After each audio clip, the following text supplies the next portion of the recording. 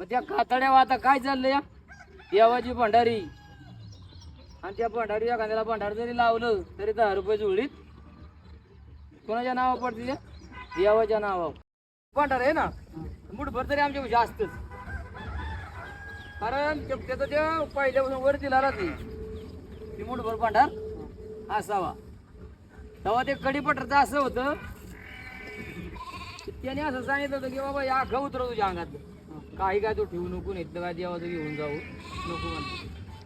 पण त्याने काय केलं, मला हे वस्तू काय कपडा भारी म्हणला उतरव, गोंगडी म्हणला उतरव, समजा देवाने उतरायला लावलं. आता एक कातडीची काय आहे भंडारी, पण ती भंडारी म्हणला एवढं तरी राहून अरे मला एवढं सोनं नाणं दुनिया दारी तू ठेवली, त्याला का वेळ कटी आलाय ते का म्हणा, तुला ह्याच्यावरून काय फायदा होणार आहे म्हणला.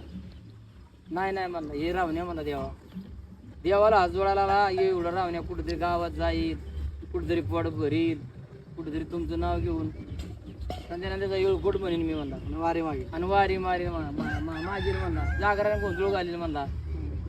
नाही म्हणला काय नको, ह्याच्यावर काय पोट भरते म्हणला, कातड्या कुठं पोट भरते म्हणला.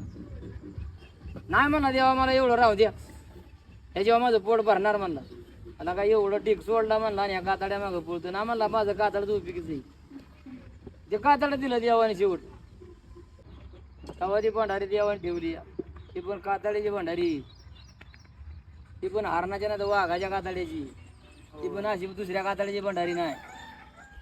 कारण ते पूर्वीच घडलेलं. आता ते काही भंडारी असतील म्हणजे आता त्या भंडाऱ्या जुन्याच येते, म्हणजे आता त्या वाघाच्या मिळू शकत नाही. तर वाघ भर कमी झालं, ही जनावरच कमी झाली, पण ते जुन्या काळात भेटत होत्या.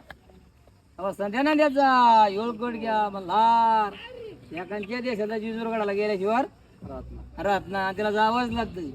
लग्न केलं ना तर 5 पायऱ्या नवरी उचलून घ्यावं लागते आणि 5 पायऱ्या चढावं लागतात. असं त्या जिजूरगडाचं आहे. नसलं माहिती तर माहिती करून घ्या, जागरण गोंधळ घालावा लागतो.